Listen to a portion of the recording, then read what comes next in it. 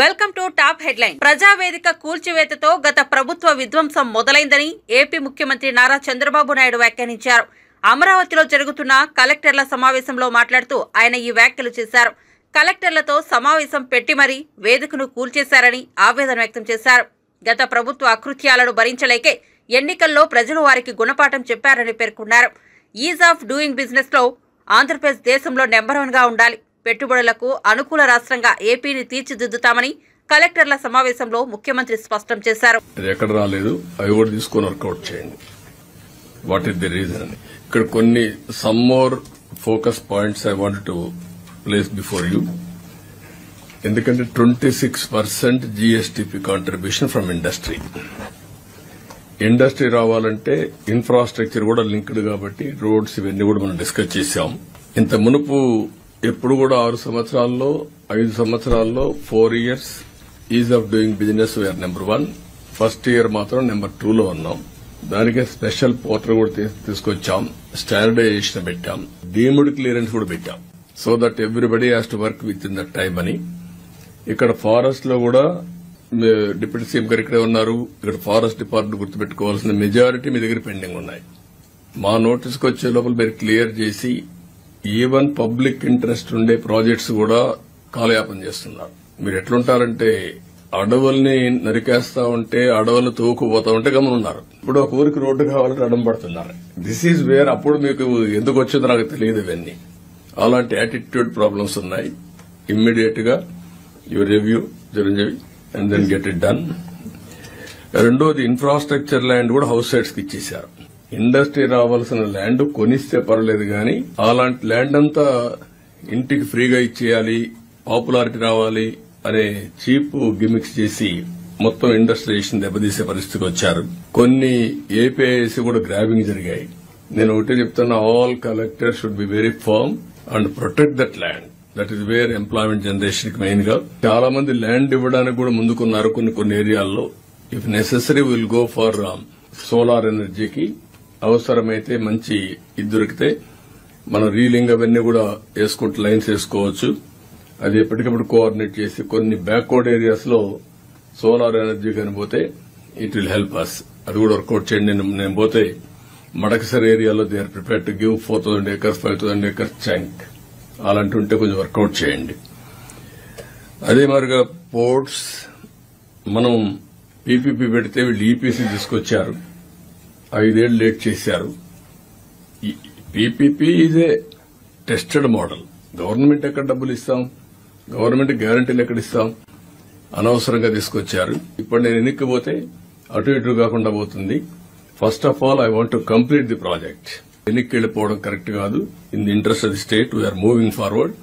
We want to complete all projects. ఏవైతే పోర్టులు ఉన్నాయి 3 ఉన్నాయి, అవి కూడా పూర్తి చేయాలి. ప్రాబ్లమ్స్ అన్ని మీరు వర్కౌట్ చేయండి. ఫిషింగ్ హార్బర్స్ 9 ఉన్నాయి. నేర్చుకోవాలనుకునే తపన ఉన్నా తన లాంటి వారందరం కలిసి వ్యవస్థలను ముందుకు తీసుకెళ్తామని పేర్కొన్నారు. చంద్రబాబు విజన్ కు ముందుకు తీసుకెళ్తామని తెలిపారు. విభజన వల్ల ఎన్నో ఇబ్బందులు పడ్డామని, అవమానాలు ఎదుర్కొన్నామని పేర్కొన్నారు. సీఎం చెబుతున్న స్కిల్ సెన్సెస్ కు సలహాలు సూచనలు అవసరమని వివరించారు. అనుభవజ్ఞుడైన ముఖ్యమంత్రి చంద్రబాబు తనకు గురువు అని, ఆయన నుంచి తన లాంటి వారు నేర్చుకోవాల్సింది ఎంతో ఉందని AP deputy CM Pawan Kalyan పేర్కొన్నారు. అమరావతిలో నిర్వహించిన కలెక్టర్ల సమావేశంలో పవన్ ఈ వ్యాఖ్యలు చేశారు. రాజ్యాంగం ఎంత గొప్పదైనా దానిని అమలు పరిచేవారు సరిగా లేకపోతే ఆ వ్యవస్థ పనిచేయదని పవన్ పేర్కొన్నారు. బలహీనమైన రాజ్యాంగం ఉన్నా ప్రజల కోసం పనిచేసేవారు ఉంటే ఆ వ్యవస్థ బాగా పనిచేస్తుందని అభిప్రాయపడ్డారు. Have the determination and resolve to translate those visions into action. So we are extremely committed to translate Honorable CM's Chandrababu Naidu Garu's vision into action. We are all committed for that. And I plead you and expect you to extend your best efforts for this administration. Anigan Satyaprasad garu cheppinattuga, any faults from our side, we want to be committed to people. We're going to bring an accountable governance. So మాలో కానీ మా మంత్రివర్గ సభ్యులు, మా క్యాబినెట్లో కూడా ఏమైనా తప్పులు కానీ ఉండుంటాయి, మా ఎమ్మెల్యేస్లో కానీ, please bring it our notice. We want to safeguard your self respect. We want to safeguard your integrity. మీ అడ్మినిస్ట్రేటివ్ ఈ ప్రాసెస్లో మా వల్ల మీకు ఒక అడుగు ముందు పడాలి తప్ప ఒక అడుగు వెనక్కి వేయకూడదు, ఇబ్బంది పడకూడదు. అలాంటి తప్పులు ఏదైనా ఉంటే మా తరఫు నుంచి దయచేసి తెలియచేయండి. Will correct ourselves. And also we expect you to bring out your best. This state has gone back by 20 years, 25 years, almost a decade back. State bifurcation నుంచి కూడా ఈ రోజు దాకా మేము నలుగుతానే ఉన్నాం. And this state's development is very essential for the integrity of this nation. ఎందుకంటే ఇక్కడ కనుక ఏమాత్రం కొంచెం సామాజిక రాజకీయ గొడవలు ఉంటే మన ఒక దేశ సమగ్రత కూడా ఇబ్బంది కలిగే పరిస్థితులు ఉంటాయి. ఎందుకంటే చాలా బాధల్లో ఉన్నాం. 20 years we really suffered post bifurcation. అందరం అవమానాలు పడ్డాం, ఇబ్బందులు పడ్డాం, స్టేట్ దాటి మళ్ళీ వచ్చాం. వచ్చిన తర్వాత కింద మీద పడి ఒక గవర్నమెంట్ ఏర్పడితే మళ్ళీ కాదు ఇంకో గవర్నమెంట్ వచ్చి రోడ్లు బోర్డర్లోకి రావాలంటే కూడా మమ్మల్ని అలౌ చేయని పరిస్థితులు, ఇవన్నీ తట్టుకొని దాటుకొని నిలబడి వచ్చాం. So we are very very committed to give a bright future for this state. All of us, ప్రతి political leader they think of demographic dividend. So యువతలో మనకు శక్తి ఉంది అనుకున్నాగా యువతని ఎంత బలంగా దిశానిర్దేశం చేయాలనేది ఆనరబుల్ సీఎం గారు మేము మాట్లాడుకున్నప్పుడు ఈ స్కిల్ సెన్సెస్ ఒకటి చాలా ఎసెన్షియల్ అని. So we want you to be a part of it. ఆ స్కిల్ సెన్సెస్ సంబంధించి మీ సలహాలు సూచనలు చాలా చాలా అవసరం. అండ్ 2047 ఇండియా సూపర్ పవర్ కావాలి, నెంబర్ 3కి వెళ్ళాలి అనే భాగంలో ఆంధ్రప్రదేశ్ కూడా వికసిత ఆంధ్రప్రదేశ్ ముందుకెళ్లాలంటే ఈ విషయంలో మేము ప్రభుత్వం అనుకున్న కార్యక్రమం అన్నింటిలో కూడా మీరు మొత్తం సలహాలు సూచనలు వాళ్ళని మనస్ఫూర్తిగా తెలియజేసుకుంటూ ఇక్కడికి వచ్చిన ఎమినెంట్ డిస్ట్రిక్ట్ కలెక్టర్స్ కి, డిపార్ట్మెంట్ హెడ్స్ కి, ప్రిన్సిపల్ సెక్రటరీస్ కి మంత్రి.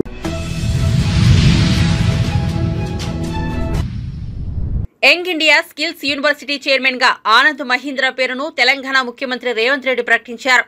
న్యూయార్క్ లో ఎన్ఆర్ఐల సమావేశంలో ఆయన మాట్లాడుతూ యువతలో నైపుణ్యతను పెంపొందించడం కోసం తమ ప్రభుత్వం కొత్త యూనివర్సిటీని తీసుకొచ్చిందన్నారు. ఇది పీపీపీ మోడల్లో ఉంటుందన్నారు. ఈ యూనివర్సిటీకి చైర్మన్ గా ఉండాలని తాను ఆనంద్ మహీంద్రకు విజ్ఞప్తి చేశానన్నారు. ఆయన 2 రోజుల్లో స్కిల్స్ యూనివర్సిటీ చైర్మన్ గా బాధ్యతలు తీసుకునే అవకాశం ఉందన్నారు. ఈ నెల 1న ముచ్చర్లలో స్కిల్స్ యూనివర్సిటీకి సీఎం శంకుస్థాపన చేశారు. అది డిఎస్సి నోటిఫికేషన్ కావచ్చు, గ్రూప్ 1 నోటిఫికేషన్ కావచ్చు, గ్రూప్ 2, గ్రూప్ 3 నోటిఫికేషన్స్ కావచ్చు, పోలీస్ రిక్రూట్మెంట్ కావచ్చు, పారామెడికల్ సిబ్బంది కావచ్చు. ఇట్లా రాష్ట్ర ప్రభుత్వంలో వివిధ శాఖలలో ఉన్న ఉద్యోగ ఖాళీలను ఒకటొకటిగా తెలుసుకుంటూ ఒక్కొక్క నోటిఫికేషన్ ఇచ్చుకుంటూ ఈరోజు నిరుద్యోగ యువకులు కోచింగ్ సెంటర్ల చుట్టూతో తిరగడం కాదు, పోటీ పరీక్షలకు ప్రిపేర్ అవ్వడంలో నిమగ్నమై ఉన్నారు.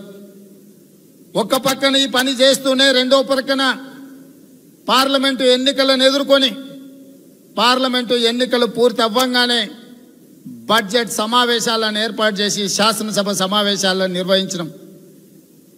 మీరందరూ నాకు తెలిసి చాలామంది మిత్రులు నాతో చెప్పడం జరిగింది. అప్పుడెప్పుడో ఉమ్మడి రాష్ట్రంలో ఉన్నప్పుడు వైఎస్ రాజశేఖర రెడ్డి గారు, చంద్రబాబు నాయుడు గారు ఉన్నప్పుడు శాసనసభ సమావేశాలను మేము చూసేది. మళ్ళీ ఎప్పుడూ అవకాశం రాలే. ఇప్పుడు మళ్ళీ శాసన సమావేశాలను చూసే విధంగా, సమస్యల మీద చర్చ జరిగే విధంగా, ప్రతిపక్షాలకు కూడా మాట్లాడే అవకాశం ఇచ్చి రాష్ట్ర ప్రభుత్వం తన విధి విధానాలను ప్రజలకు వివరించే వేదికగా శాసనసభను మీరు నడిపించినరు, మీకు అభినందనలు అని చెప్పి మాకు చెప్పడం జరిగింది. మీరందరూ చూసినారు శాసనసభలో సమస్యల మీద మాట్లాడమంటే మేము మాట్లాడాం. పోడియం దగ్గరకు వచ్చి మేము ధర్నా చేస్తాం, మమ్మల్ని మార్షల్స్ను పెట్టి బయటపడేయండి, మీరు చెప్పే కఠోరమైన నిజాలు వినడానికి మేము సిద్ధంగా లేము అన్నట్టుగా ప్రతిపక్ష పార్టీ వ్యవహరించింది.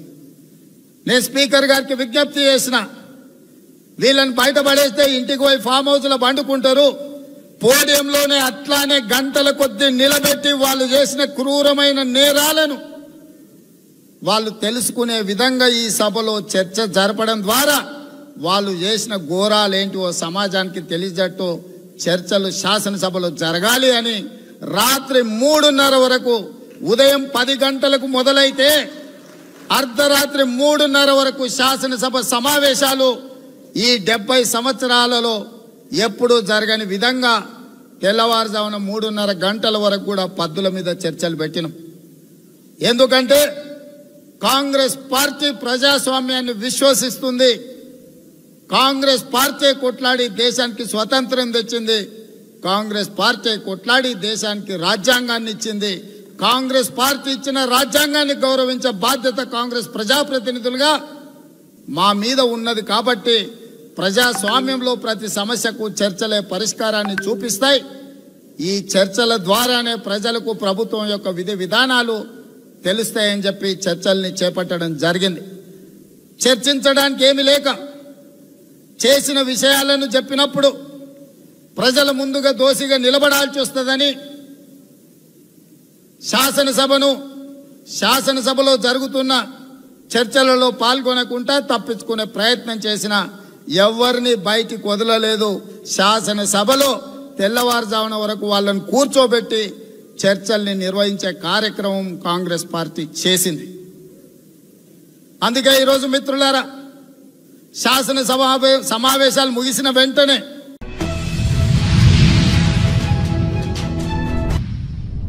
పరిశ్రమలు స్థాపించేందుకు యువత ముందుకు వస్తే రుణాలతో పాటు అన్ని వసతులు కల్పిస్తామని తెలంగాణ ఉప ముఖ్యమంత్రి మల్లుభట్టి విక్రమార్క అన్నారు. సోమవారం ఖమ్మం జిల్లా మధిర నియోజకవర్గంలో ఎండపల్లిలో ఇండస్ట్రియల్ పార్క్ పనులకు శంకుస్థాపన చేశారు. ఈ సందర్భంగా ఆయన మాట్లాడుతూ ఇక్కడ ఏర్పాటు చేస్తున్న ఇండస్ట్రియల్ పార్క్ తెలంగాణకే రోల్ మోడల్ గా ఉండాలన్నారు. సమాజంలోని అన్ని వర్గాలను ప్రోత్సహించాలనే లక్ష్యంతో మధిర పట్టణ విస్తరణకు కావలసిన బైపాస్ రోడ్లు నిర్మిస్తామని చెప్పారు. ఇండస్ట్రియల్ పార్కుకు 44 కోట్లు కేటాయించామన్నారు. విద్య, వ్యవసాయ, పారిశ్రామిక రంగాలకు కేంద్రంగా మధిరను నిలుపుతామన్నారు. గ్రామాల్లో ఉన్నవారు పరిశ్రమల వైపు మళ్లితే ప్రభుత్వం అన్ని రకాలుగా ప్రోత్సాహం ఇచ్చేందుకు సిద్ధంగా ఉందన్నారు.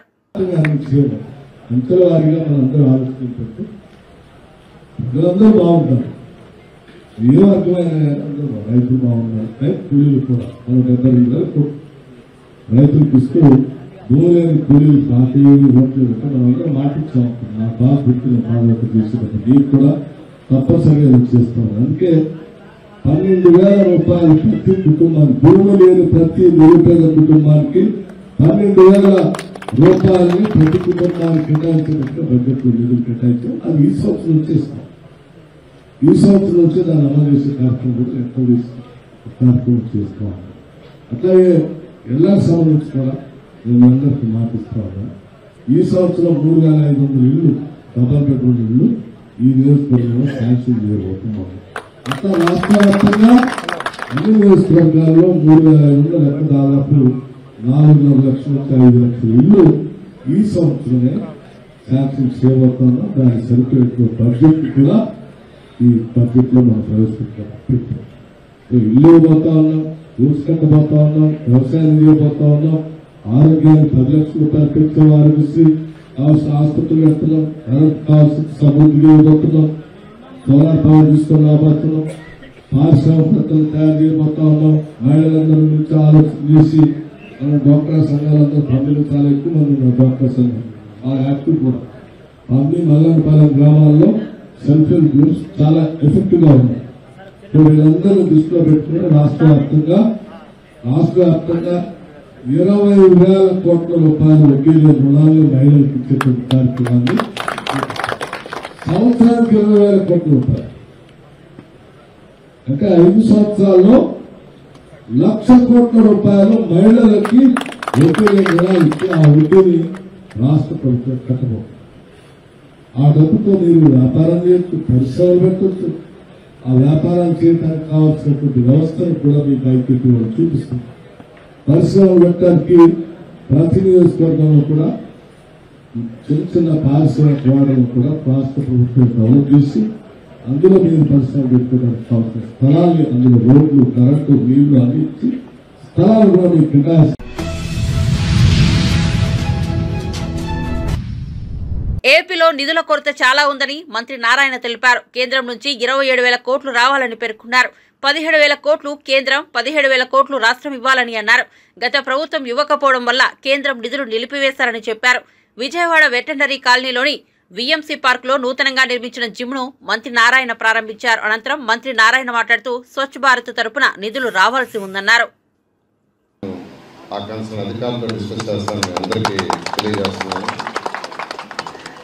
అదేవిధంగా ఎల్ఎన్టీ వాళ్ళు స్టార్ట్ చేసిన వరకు వాటి కంప్లీట్ చేయాల్సి ఉంది. మొన్న ఈ మధ్య ఒక 1 వీక్ బ్యాక్ మున్సిపల్ అధికారులను పిలిచాను నేను. అసలు ఏం జరిగింది, గత 5 సంవత్సరాల్లో ఏమేమి చేశారు, ఏమేమి పెండింగ్ వర్క్స్ ఉన్నాయని ఒక రౌండ్ డిస్కస్ చేశాను. నేను మళ్ళా డిస్కస్ చేయాలి ఇంకోసారి. డిస్కస్ చేసిన తర్వాత ప్రజాప్రతినిధులు కూడా పిలిపించి ప్రజాప్రతినిధులతో కూడా డిస్కస్ చేసి ఏదైతే మనం నిలిచిపోయాయో ఆ వర్క్స్ కొద్దిగా ఫండ్స్, ఇక్కడ మెయిన్ ప్రాబ్లం ఏంటంటే ఫండ్స్. ఈరోజు కేంద్ర ప్రభుత్వం శాంక్షన్ చేసిన ప్రాజెక్ట్స్ 27,000 కోట్ల రూపాయలు ఉన్నాయి. అందులో వాళ్ళు 10,000 కోట్ల రూపాయలు వాళ్ళు ఇవ్వడానికి రెడీగా ఉండాలి. అయితే మన స్టేట్ షేరు 17,000 కోట్లు పెట్టాలి. గత ప్రభుత్వం ఆ షేర్ పెట్టక ఆ ప్రాజెక్ట్స్ అన్నింటినీ వదిలేశారు. అమృత్ 2 8,000 కోట్ల రూపాయల ప్రాజెక్ట్ 2019 ఫిబ్రవరి నెలలో శాంక్షన్ చేశాం. ఏషియన్ ఇన్ఫ్రాస్ట్రక్చర్ ఇన్వెస్ట్మెంట్ బ్యాంక్ ద్వారా 5,350 కోట్లు. దాంట్లో మన షేర్ ఒక 1,500 ఉంది. మన వాళ్ళు దాన్ని పెట్టక దాన్ని వదిలేశారు. దాని టైం కూడా జూన్కి అయిపోయింది. మళ్ళీ అడుగుతున్నాం, మళ్ళీ దాన్ని రివైజ్ చేయండి, మేము కంప్లీట్ చేస్తాము. అంతేకాకుండా స్వచ్ఛ భారత్లో 2021లో, ఇప్పుడు కాదు 2021లో 2,940 కోట్లు కేంద్ర ప్రభుత్వం శాంక్షన్ చేసింది. దాంట్లో మన స్టేట్ షేర్ 40%, వాళ్ళు 60%.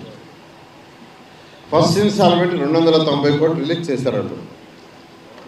మనం 150 కోట్లు రిలీజ్ చేయాలి మన స్టేట్. వీళ్ళు కేవలం 11 కోట్లు రిలీజ్ చేశారు.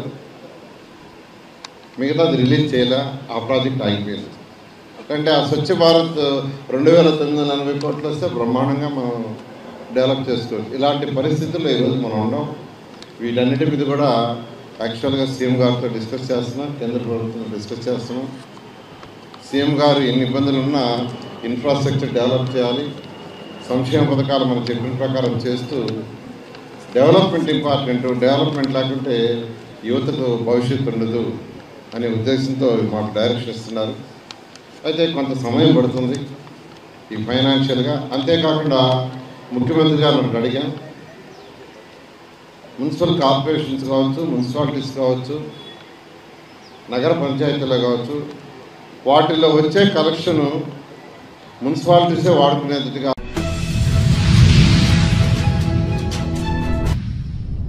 రాష్ట్రంలో రుణమాఫీ కాని రైతులకు బీఆర్ఎస్ పార్టీ అండగా నిలిచితే 1,00,000 కానీ 1,50,000 లోపు కానీ బ్యాంకులో రుణం తీసుకుని ఉండి మీకు రుణమాఫీ జరగకపోతే 837458526119 వాట్సాప్ నెంబర్కి మీ వివరాలను పంపాలని మాజీ వ్యవసాయ శాఖ మంత్రి నిరంజన్ రెడ్డి సూచించారు. తెలంగాణ భవన్లో 2 అధికారులను ఈ సమస్య మీదనే నియమించామని ఆయన తెలిపారు. మీరు అంగీకరించాలి కదా. 1,50,000 లోపు మాఫీ కావాల్సిన వాళ్ళు ఇంకా కాని వాళ్ళు ఉన్నారు. మీరు చెప్పిన ప్రామాణికత ఏంది? అప్పయి ఉంటే చాలు, అతనికి పాస్బుక్ ఉంటే చాలు మాఫీ అవుతుందండి. మరి అలా 190 కొరీలు ఎందుకు వేస్తున్నారు? నోటి మాట చెప్పడేమో ఏ కొరీ లేవని చెప్తున్నారు. క్షేత్రస్థాయిలో పోతేనేమో బ్యాంకర్స్ మీకు రాలేదని చెప్తున్నారు. సరే, కొందరైతే వడ్డీలు కట్టండి, కట్టినాకనే మీకు మాఫీ వస్తుంది, లేకుంటే రాదంటారు. అది వేరే విషయం. అదొక అంశం. ప్రభుత్వం చెప్పొచ్చు, వడ్డీ కాడికి రైతులు కట్టుకుంటారు, మేము ఇచ్చే మాఫీ కాడికి బ్యాంకు వాళ్ళు వాళ్ళకి మాఫీ పత్రం ఇవ్వండి అని చెప్పొచ్చు. రాష్ట్ర ప్రభుత్వం చెప్పొచ్చు, స్టేట్ లెవెల్ బ్యాంకర్స్ కమిటీకి డైరెక్షన్ ఇవ్వచ్చు. చెప్తలేరు, అది కూడా చెప్తలేరు. ఎట్లా వీలైతే అట్లా, ఎట్లా అవకాశం ఉంటే అట్లా తక్కువ డబ్బు అయ్యేటట్లుగా చూసుకుంటే సరిపోతుంది అనేటువంటిది వీళ్ళ యొక్క దురుద్దేశం. కాబట్టి మేము రైతాంగానికి ఒకటే విజ్ఞప్తి చేస్తున్నాం, ఇంకా భ్రమలు అవసరం లేదు ఈ సర్కార్ మీద. తెలంగాణ రైతాంగానికి కాంగ్రెస్ పార్టీ ప్రభుత్వం మీద భ్రమలు ఇంకెంత మాత్రం ఉండాల్సిన అవసరం లేదు. ఇప్పటికే చాలామంది రైతులు వాళ్ళ భ్రమల్ని తొలగించుకున్నారు. ఇంకా కొద్దో గొప్ప కాంగ్రెస్ పార్టీ రావాలని, కాంగ్రెస్ పార్టీ గెలవాలని ఆశించినటువంటి రైతులు ఎవరైనా ఉంటే వాళ్ళు కూడా వాళ్ళ భ్రమల్ని తొలగించుకోమని చెప్పి మేము కోరుతా ఉన్నాం. రైతులు బాగుండాలన్నటువంటి ఏకైక సంకల్పంతో మేము పనిచేసినాం. కేసీఆర్ సర్కార్ పనిచేసింది. ఈ రకంగా ఇట్లా గీతలు గీసి పాయలు పాయలుగా రైతుల్ని విడగొట్టి కొందరికే లబ్ధి చేసి అందరికీ చేసినట్లు డాంబిక ప్రచారం మేము చేయలే ఎలా. అందుకే మేము ఈ రోజు నుంచి తెలంగాణ రైతాంగానికి ఒక విజ్ఞప్తి చేస్తూ ఉన్నాం. మీరు అర్హులై ఉండి బ్యాంకులో రుణం పొంది ఉండి మీ పేరు మీద పట్టాదారు పాస్బుక్ కలిగి ఉండి అదే పట్టాదారు పాస్బుక్ మీద మీరు రుణం పొంది కనుక ఉంటే మీకు కనుక మాఫీ కాకపోతే ఇప్పటిదాకా అయినా 1,00,000 కానీ 1,50,000 కానీ 2 కేటగిరీలల్లా, ఎందుకంటే 2 లక్షలది వాళ్ళు వచ్చి చేస్తామంటున్నారు, రూపాయలకు తోడు అమెరికా డాలర్ని తీసుకొచ్చేస్తారేమో చూద్దాం. 1,00,000-1,50,000 లోపు ఉండేటువంటి అప్పులకు సంబంధించినటువంటి రైతులు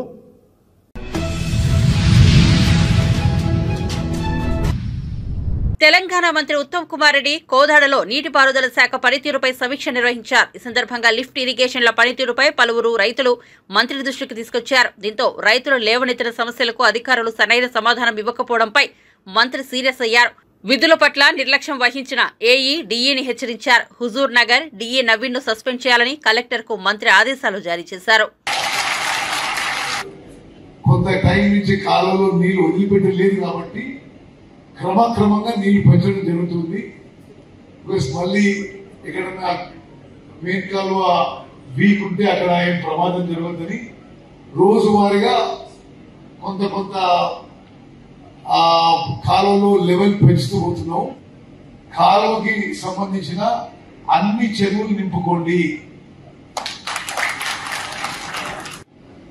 ఈ లిఫ్ట్ పూర్తి స్థాయిలో పనిచేయాలి.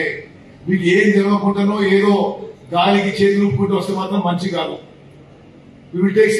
ఈ రోజు జరిగిన దాన్ని కూడా కొంతమంది మీద చర్య ఉంటాయి. అది కూడా చెప్తున్నాం. మీకు significant improvement.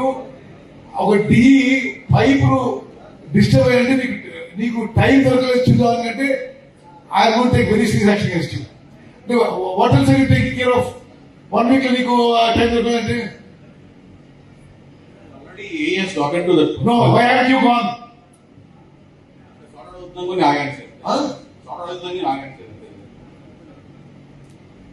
You can make a so and if he is responsible, you can suspend him. Okay, sir. అంటే 1 week నుంచి ₹1 కోటి పెట్టిన లిఫ్టిగేషన్ స్కీమ్ ని ఎవడో పక్క ఊర్లో రైతులు పర్మనెంట్ డిస్టర్బ్ చేస్తే నీకు పోయేంత అర్జెన్సీ అనిపించలేదు.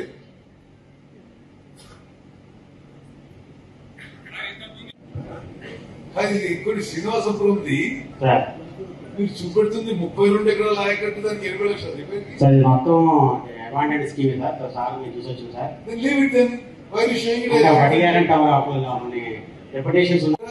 హైదరాబాద్ రిపేర్ అంటారు. అది అంటే what is your purpose? Me purpose ఏంది? ఇక్కడ ఉండడానికి, లిఫ్ట్ నడపడానికి, లేకపోతే వేరే పర్పస్ ఉందా? నువ్వు అంటే నీకు పోయేది ఇంపార్టెంట్ అనిపించాలి. దిస్ టూ మచ్ అంటే జైగారు కూడా రాలేదు. ఇమ్మీడియట్లీ సో యాక్చువల్లీ అంటే ఇంత ఇష్యూ జరిగితే you did go to the scene. ఎక్కడ మీ ఆఫీస్ ఎక్కడ? హుజూర్ నగర్ సార్. హుజూర్ నగర్ నుంచి వెళ్ళాను ఇద్దరు. అదే ఆఫీస్ వస్తున్నాను. వస్తున్నా సార్. డిఈ ఓడు, నువ్వు ఎస్సీ ఓడు అంటే ఎవరు మీరు? Should be ashamed of yourself.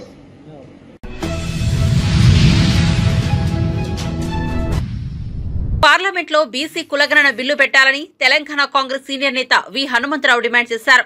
VH మీడియాతో మాట్లాడుతూ పార్లమెంట్లో అనురాగ్ ఠాకూర్ దిగజారి మాట్లాడారని, కాంగ్రెస్ అగ్రనేత రాహుల్ గాంధీపై ఆయన చేసిన వ్యాఖ్యలు సరికాదని చెప్పారు. దేశానికి ఓ బీసీ ప్రధానమంత్రి అయ్యారని కేంద్ర మంత్రి నిర్మలా సీతారామన్ చెబుతున్నారని అన్నారు. అయితే ఓబీసీ ఎంపీలం అందరం కలిసి బీసీలకు ప్రత్యేక మంత్రిత్వ శాఖ పెట్టాలని గతంలో ప్రధానమంత్రిని కలిశామని, కానీ ఇప్పటి వరకు బీసీలకు ప్రత్యేక మంత్రిత్వ శాఖ పెట్టలేదని చెప్పారు.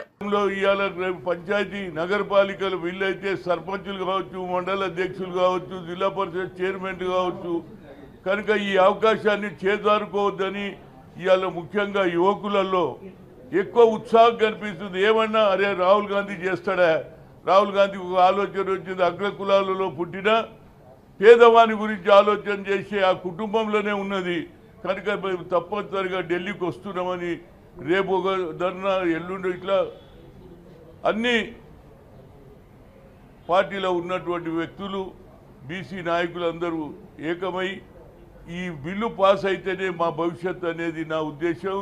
దీనికి తప్పనిసరిగా రాష్ట్ర ప్రభుత్వం, తెలంగాణ, అదేవిధంగా చంద్రబాబు నాయుడు కూడా నేను కోరుతున్నా, అక్కడ కూడా కులగన జరగాలి.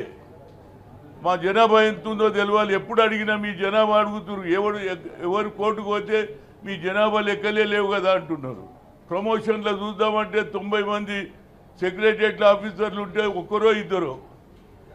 అదేవిధంగా మొన్న మహారాష్ట్రలో మాట్లాడుతూ చెప్పాడు, అయ్యా ఇంత జనాభా వస్తున్నారు, 300 మందిలో ఒక ఎస్సీ కనిపించాడు, ఒక బీసీ కనిపించాడు అంటున్నాడు. అంటే వాళ్ళ ఉద్దేశం ఒక్కటే, బడుగు బలైన వర్గాలు పైకి వస్తే రాజ్యాధికారం వీరు కూడా అడుగుతారేమో అన్నారు. అదే రాజ్యాధికారం దేవుని కెరకరా బాబు, మొదలైతే మాకు ప్రమోషన్స్, మా ఉద్యోగాలు, మా భవిష్యత్తు, దాని గురించి పోరాడుతున్నారు బీసీ సంఘాలని. దానికి నాది పూర్తి మద్దతు ఉంటుంది. అదేవిధంగా వేణుగోపాల్ గారిని కూడా కలుస్తాం, ఆల్ ఇండియా సెక్రటరీ. అదేవిధంగా రాహుల్ గాంధీని కూడా కలవడానికి ప్రయత్నం చేస్తున్నాం. ఆయన టైం ఇస్తే తప్పనిసరిగా కలుస్తాం.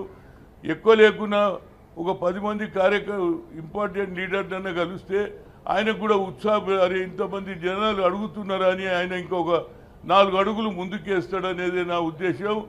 రేపు జరగబోయే ఈ క్యాస్ట్ వైజ్ సెన్సస్ తర్వాతనే లోకల్ బాడీ ఎన్నికలు జరగాలనేది మా ఉద్దేశం. ఇప్పుడు ఇక్కడ జరిగితే ఇక మళ్ళీ మాకు ఫ్యూచరే లేదు, ఇక్కడికే ఎండ్. రాహుల్ గాంధీ ఇంత గట్టిగా మాట్లాడే వ్యక్తి ఒక్కడే దొరికింది. ఇది ఆశాకిరణం, మాకు దేవుడు ఇచ్చిన వరం. మాకు ఈ వరాన్ని మనం కాపాడుకోవాలని బీసీ సంఘాలను, నాయకులను, అట్లనే ప్రభుత్వాలను కూడా కోరుతున్నా. సాగునీటి రంగంలో ప్రభుత్వం పూర్తిగా విఫలమైందని మాజీ మంత్రి జగదీష్ రెడ్డి అన్నారు. సోమవారం ఆయన ఢిల్లీలో మీడియాతో మాట్లాడారు. గత 8 నెలలుగా తెలంగాణలో పాలన పడకేసిందన్నారు. ప్రతిపక్షంపై రాజకీయ విమర్శలు, దాడులు తప్ప మరేమీ లేదన్నారు. మరీ ముఖ్యంగా సాగునీటి రంగంలో ఘోరంగా విఫలమైందన్నారు. గత యాసంగి పంటకు నీళ్లు అందించలేకపోయిందని ఫైర్ అయ్యారు. గతంలో కేసీఆర్ పాలనలో యాసంగిలోనే భారీగా దిగుబడి వచ్చిందని తెలిపారు. గోదావరి, కృష్ణా నదుల నుంచి నీరు లక్షలాది టీఎంసీల నీరు వృధాగా సముద్రం పాలవుతోందని స్పష్టం చేశారు. ఆ నీటిని కాలువల ద్వారా చెరువులు నింపే అవకాశం ఉందని ప్రభుత్వానికి సూచించారు.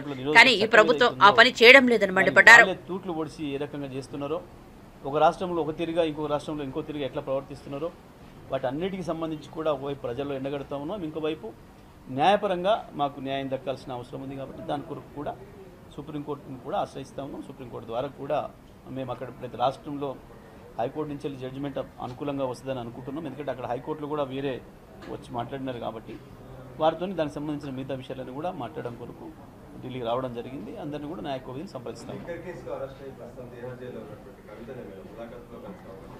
ఉంది. అడిగినాము, వారు సమయం ఇస్తే కలిసిపోదామని వెయిట్ చేస్తూ ఉన్నాం. Thank you very much. మాలిన పసలేని ఆరోపణలు తప్ప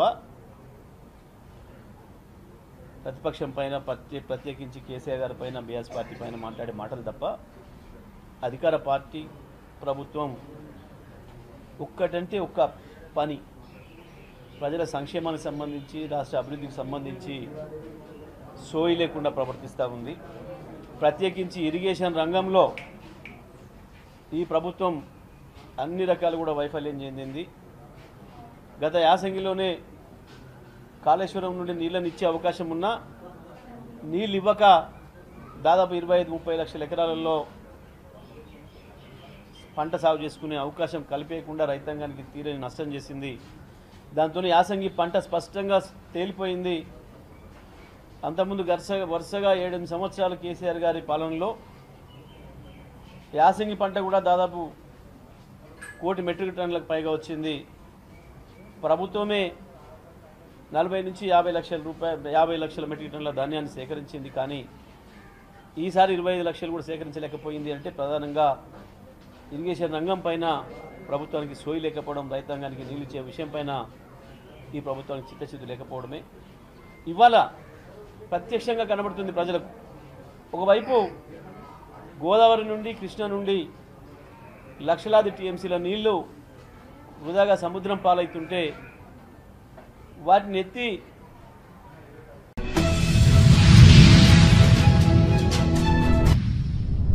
ఎగువన భారీ వర్షాలతో కృష్ణమ్మ పరవలు తొక్కుతోంది. నల్గొండ జిల్లాలోని నాగార్జున సాగర్ డ్యాంకు భారీగా వరద పోటెత్తిన క్రమంలో అధికారులు సోమవారం 6 క్రస్ట్ గేట్లను 5 అడుగుల మేర ఎత్తి నీటిని దిగువకు విడుదల చేశారు. అంతకుముందు ఎస్సీ నాగేశ్వరరావు, సిఈ అనిల్ కుమార్ కృష్ణమ్మకు జలహారతి ఇచ్చారు.